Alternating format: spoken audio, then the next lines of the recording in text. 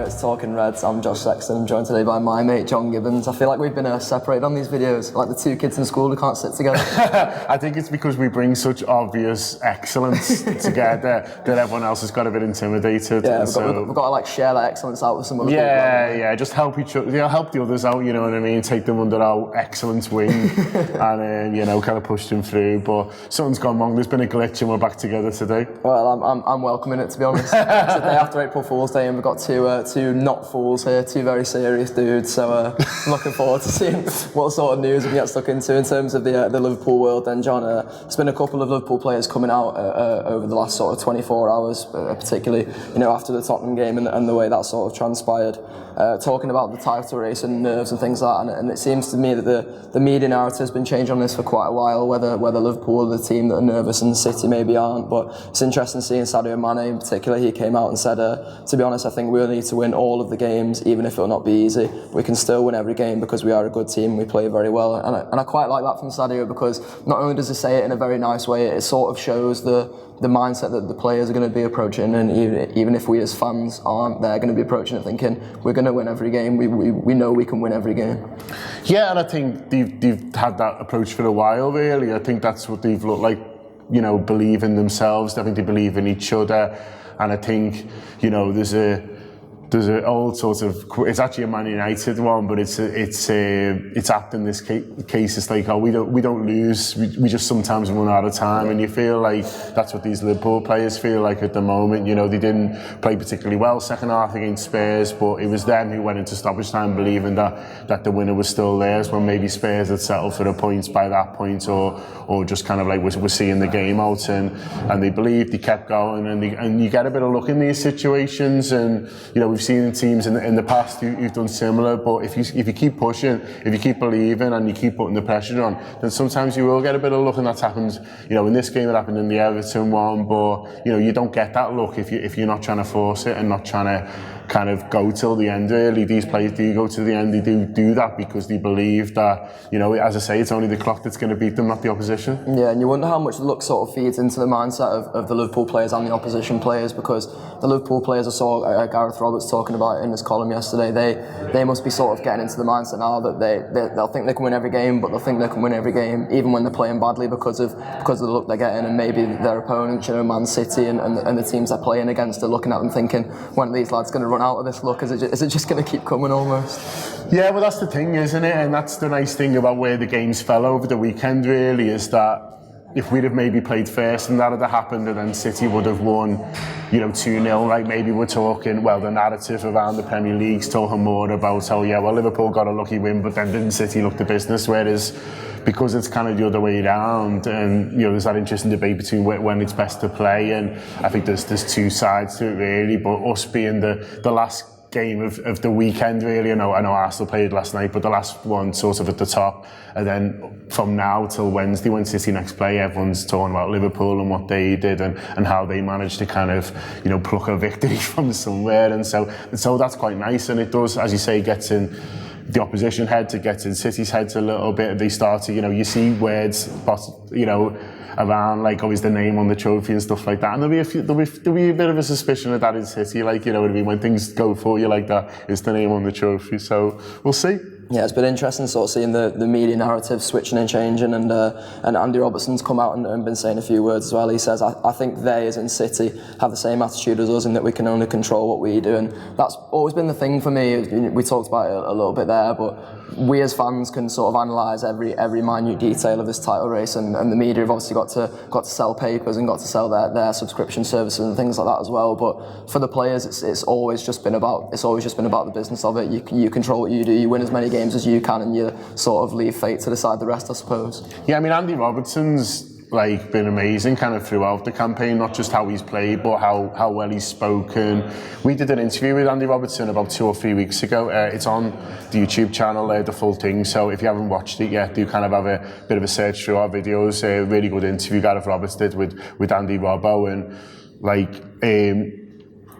he talks in that about pressure and says, look, I've been relegated with Hull when people are losing their jobs, and I've been in bad situations in my career. This is the kind of the fun bit, and you sense that Andy Robertson isn't feeling kind of, you know, pressure. He's just thinking, well, you know, feeling like, well, this is a real opportunity, and he's been calm throughout. He's spoken really well whenever he's spoken to the kind of the media about where Liverpool are at the moment and about how we are in a great position. And he's right also to say that all we can do is worry about ourselves. There's 6 games left. We've got to believe we can win them all. If we can, that puts us in a really good position. And I think the media narrative possibly is creeping into what supporter opinion is and maybe what people think that the players are feeling. So people are saying that Liverpool maybe been nervous. We've not seen any signs of that from the players, but maybe we have from the supporters. But then people are saying, you know, City are being businesslike, and you maybe are seeing that from the players. But then I seen City supporters over the weekend kicking off about all sorts, you know, match officials apparently celebrating goals and things like that. So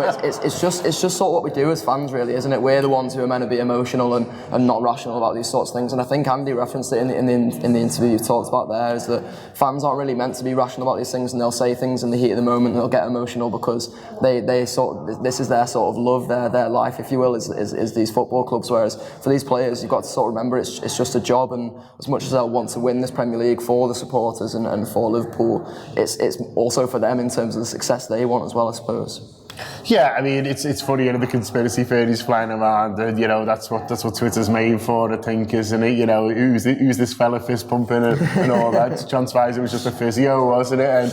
And I think, look, it's a situation where people will always look for little things and look for little reasons why, you know, the certain clubs are doing well and all that. And there's a really good piece that Rory Smith wrote actually yesterday about how we always try and put a narrative on what's actually a kind of often a series of kind of random events. Really, he's a good writer, Rory, and he sort of, you know, worth looking out for that piece. But I think you're right to say the players, they'll be thinking about it from a different way of us. You know, they've only got relatively short careers, really, you know, compared to the rest of us who are going to wait till we're dead.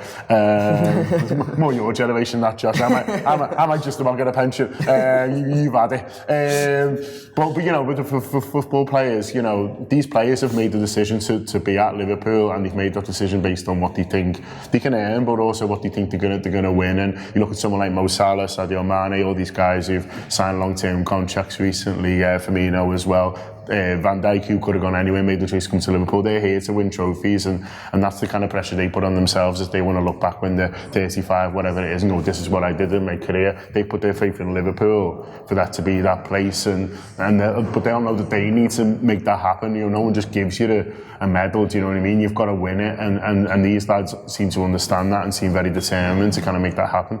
Yeah, I'm looking forward to seeing them again at Southampton on Friday as well. It's going to be another massive game, another massive weekend in Liverpool as well, with the Grand National and Aintree races coming up.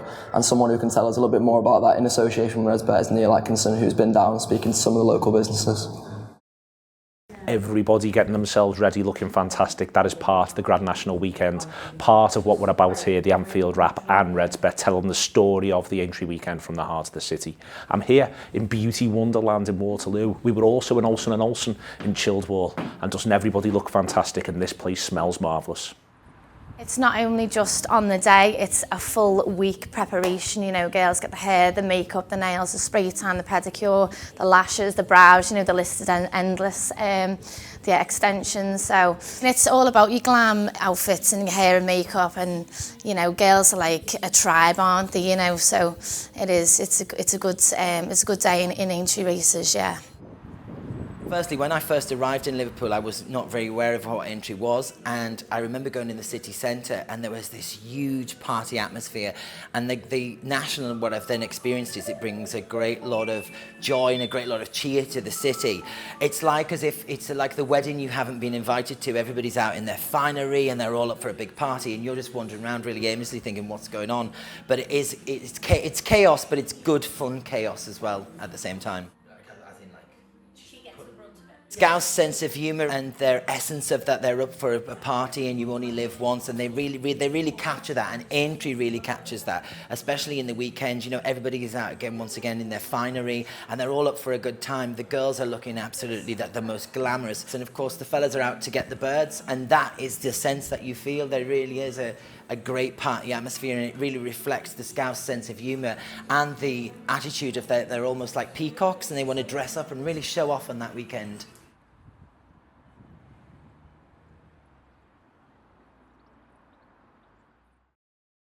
Nice one to Neil there. It was just an excuse to put on his wedding suit again, wasn't it, by the looks of it? I want to know what he got done in that beauty salon once the cameras stopped. The eyebrows looked a bit more sort of defined than me when he came back into the office, I thought. It's not his eyebrows I'm worried about, Josh. What an awful image. On all fours. And sorted the man out. So bad. Sorry, Josh. Well, it's, to be honest, John, it's sort of giving me the picture in my head of Sadio Mane putting Ben Foster on all fours, and I remember that we've also got some merch which has that as well, don't we? I mean, what a link that is. Yeah, Sadio Mane, Is He Messing? Talks available now. Looks really cool. We're going to be releasing a few more pieces between now and the end of the season. I think a few highlights of the season so far, but that Sadio Mane one is available now. So yeah, get stuck in. And some phone cases as well, I believe. Yeah, you can get some of the images we've got now on phone cases as well. So yeah, so get on them. The Mane one in particular looks really cool, but there's a few others on there as well. Decent, and less of the Atkinson spreading himself on all fours chat for the in terms of the merch. But in terms of what's coming up on Tour Player today, if you still do want to subscribe after watching this video, we had the Coach Home which came out this morning. We've also got one for the future coming out later, recording later as well. Myself and John are on that alongside James Pearce from the Echo and Neil Jones from Goal.com. City under 18s won their game in the FA Youth Cup semi-finals last night, so we know they'll play Liverpool. We don't know when yet, but we'll be talking a bit more about that in the show. So yeah, nice one for coming on, John. Cheers, been a pleasure. I've loved it. Nice one.